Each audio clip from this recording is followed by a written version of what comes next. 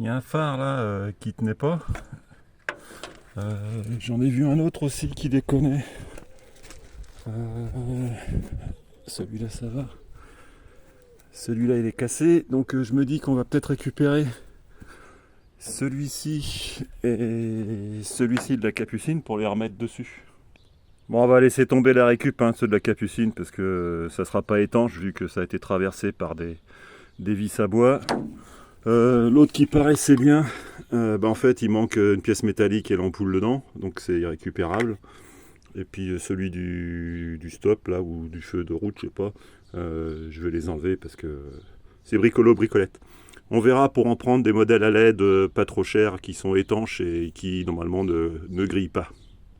Dans la réglette métallique ici, derrière le caoutchouc que tu enlèves, normalement tu accèdes aux vis de fixation. Ouais, comme tu peux le voir, tout est méga pourri, toutes les vis, on peut même pas mettre de tournevis tellement les têtes elles sont oxydées quoi. Donc ça va se faire à l'arrache et à la meuleuse. Ouais, il est déshabillé, donc en fait il y a pas mal de vis qui ont dû être arrachées. Voilà, là il est tout défait. Alors il y a une bonne nouvelle, c'est que les tubes ici, il y a un emmanchement, donc si je dois réduire la hauteur, il suffit que je coupe le tube là, il est réemboîté dedans, donc ça va, il n'y a même pas besoin de soudure à faire, donc ça va être cool.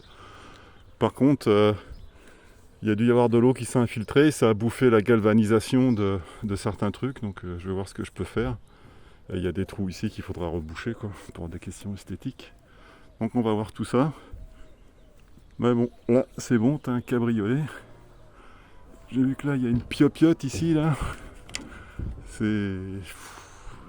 Je sais pas quoi en penser, on va la laisser pour l'instant, on mange pas de pain.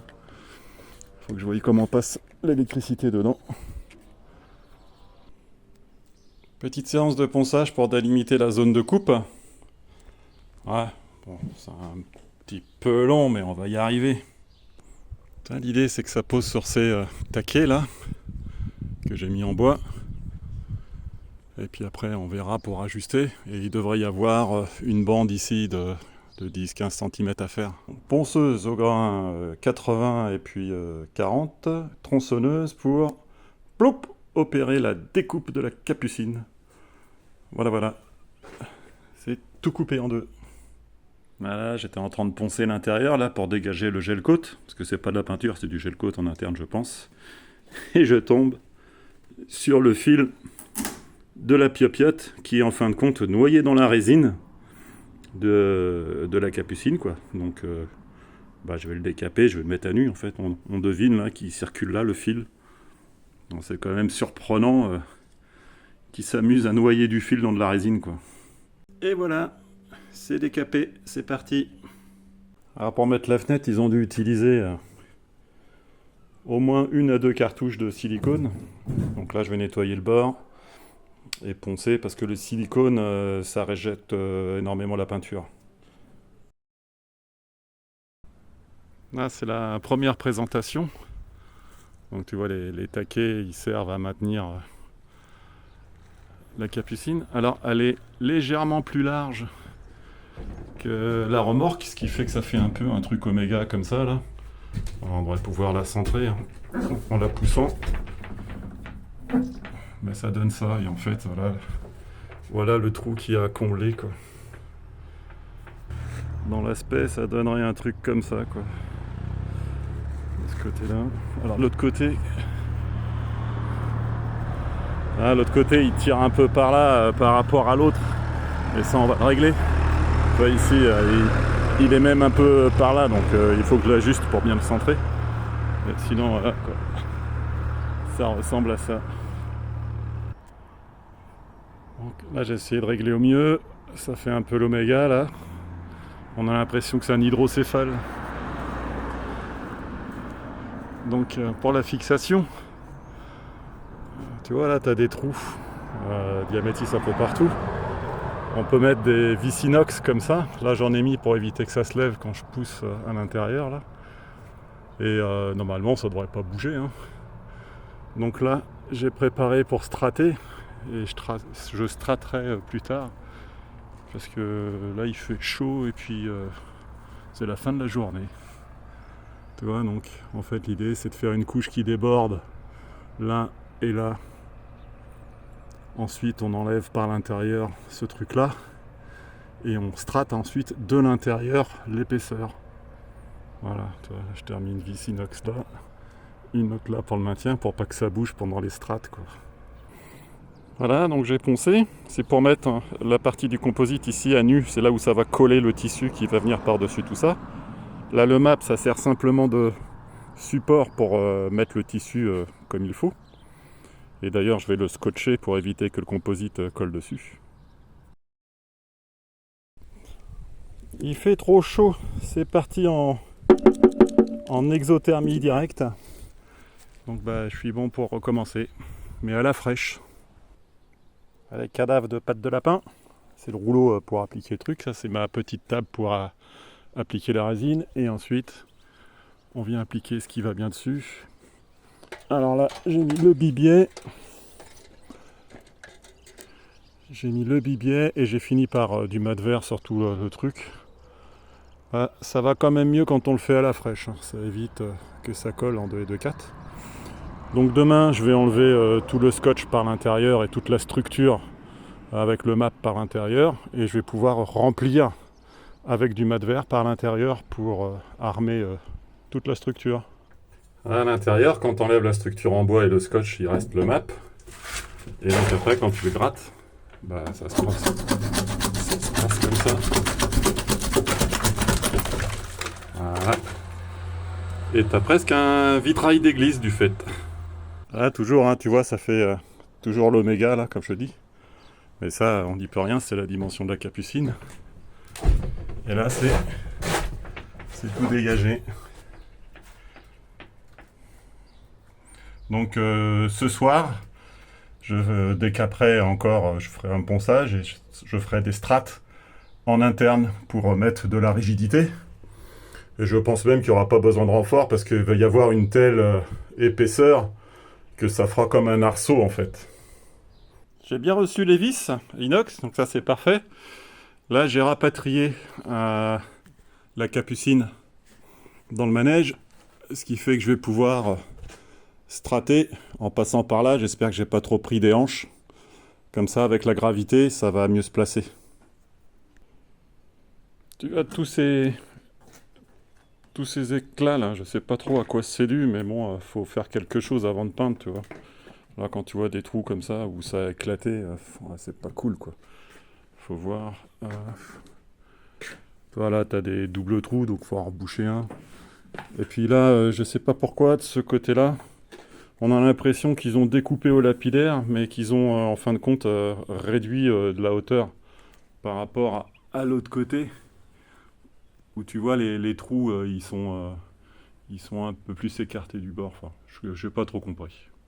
Bon, ça y est, c'est straté, au moins 5 couches internes, 3 couches externes avec du bibier. Donc ça va être méga solide. À mon avis, pas besoin d'arceau du tout, hein. Ça va être encore plus simple à faire. Maintenant que ça va bien durcir, après, je pourrais appuyer sur ces surfaces-là pour bien les lisser et mettre une couche d'enduit. Et normalement, pour bien faire, après l'enduit, tu mets peinture d'après pour avoir une surface bien lisse, quoi. Allez, grosse séance de ponçage. Le problème du mat vert, on le voit ici, c'est que ça fait des amas, etc. C'est pas terrible. Donc en fait, tu ponces le bord ici et ensuite tu mets du mastic, du micro-ballon phénolique, comme on dit là, pour essayer d'avoir une surface la plus lisse possible, parce que ça, c'est vraiment pas joli, quoi. On peut pas le laisser comme ça. Alors les creux, c'est... Tu vois là, ils font des nervures de renfort ici comme ça, donc ça fait des creux. C'est pour rigidifier le toit. En fait, il y en a un là. Et il y en avait un là aussi.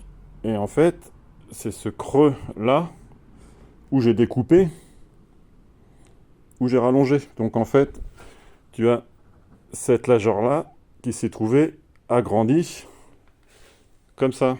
Et ça permet de garder, avec la nervure qui est ici et la nervure qui est là, de garder la rigidité de la structure.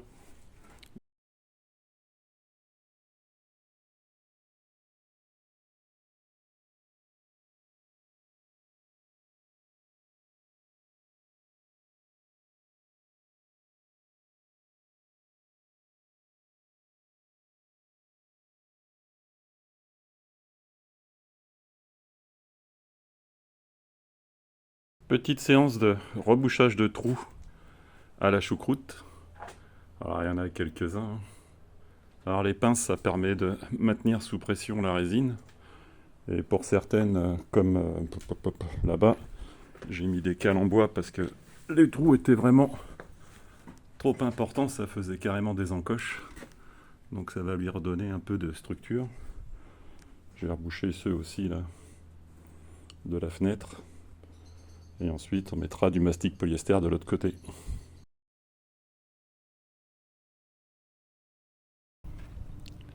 Ça, c'est les rondelles et les écrous inox de l'anneau à l'intérieur là, pour ton fil à foin. Là, c'est tous les trous qui sont rebouchés. Là, là-haut, on voit la fenêtre de toit ouverte. Là, je t'ai mis du ferrose pour traiter la rouille un petit peu partout. Je t'ai mis du gel coat aussi là de chaque côté et à l'avant d'ici parce que j'avais un petit reste. Là, avec la moustiquaire, tu manœuvres la fenêtre. Et il doit y avoir ça, je crois, c'est pour bloquer. Voilà. Là, t'as l'anneau. J'ai mis du traitement partout là pour la rouille. Ça, j'ai pas peint. Je t'ai débloqué l'aérateur. Et puis c'est tout. Voilà, voilà. Voilà, c'est monté. Alors, du coup, celui-ci il fait un peu terne, mais des belles piopiottes toutes neuves.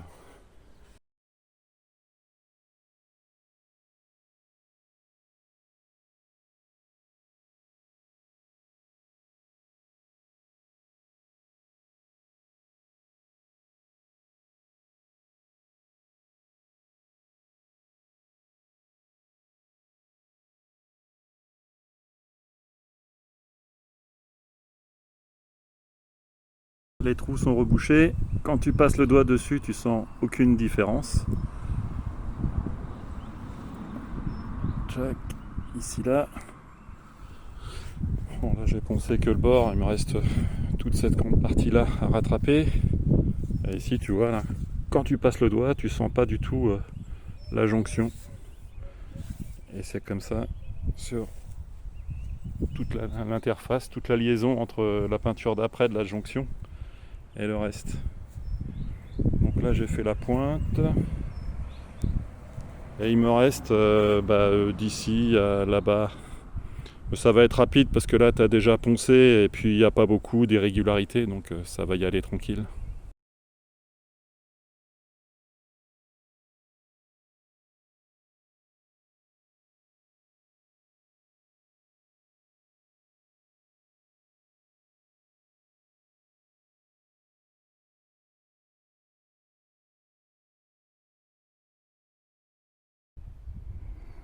J'ai dû transformer mon garage en cabine de peinture parce que trop de risques avec le temps. Donc là je viens de dégraisser la capucine. J'ai mis un beau rideau. J'ai préparé tout ce qu'il faut. Ne pas oublier à peindre le petit bout de bois là. Et ça devrait aller. Voilà l'étendue du bordel avec le compresseur. Avec les chiffons très sales et moyennement sales, les chiffons propres.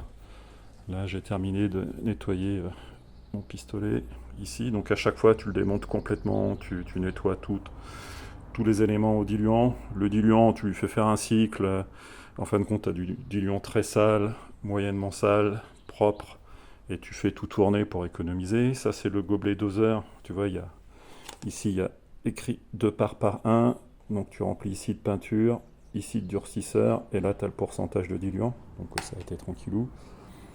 Et ça c'est mon support de peinture, quand je mets le pistolet dessus, en fait il va là, comme ça permet d'avoir le réservoir, puis d'avoir une main libre.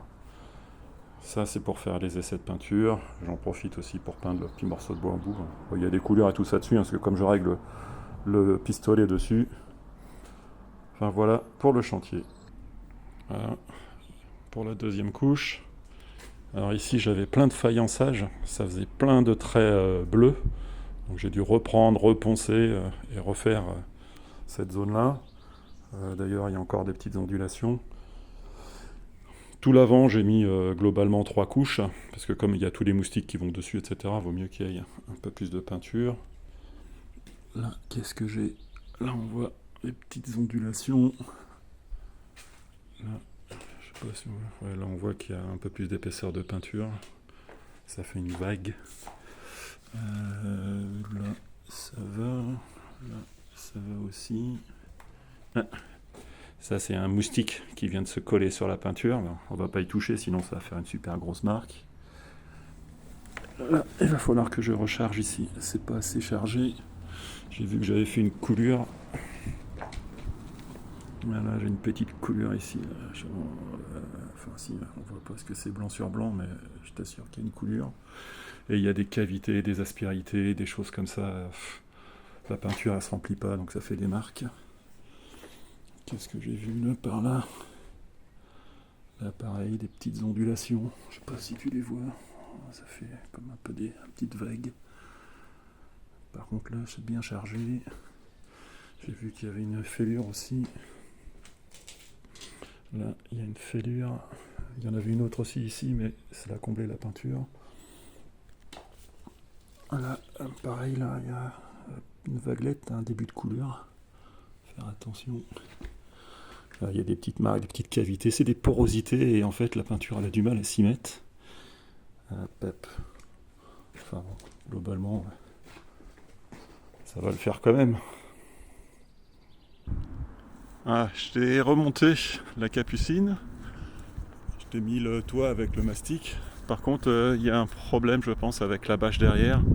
Elle est trop longue. T'as les pieds qui gênent. Il aurait fallu la raccourcir à peu près de ça pour qu'elle arrive ici, pour pouvoir mettre les sandaux comme ça. Donc pour l'instant, je te les mets pas. Je laisse comme ça, on verra après. Et puis tu verras, hein, tu trouves qu'il n'y a pas de défaut, mais en pratique, il y en a un petit peu partout des défauts. Je te ferai le tour avec toi, mais enfin, il faut se mettre à 2 mètres, comme ça c'est beau.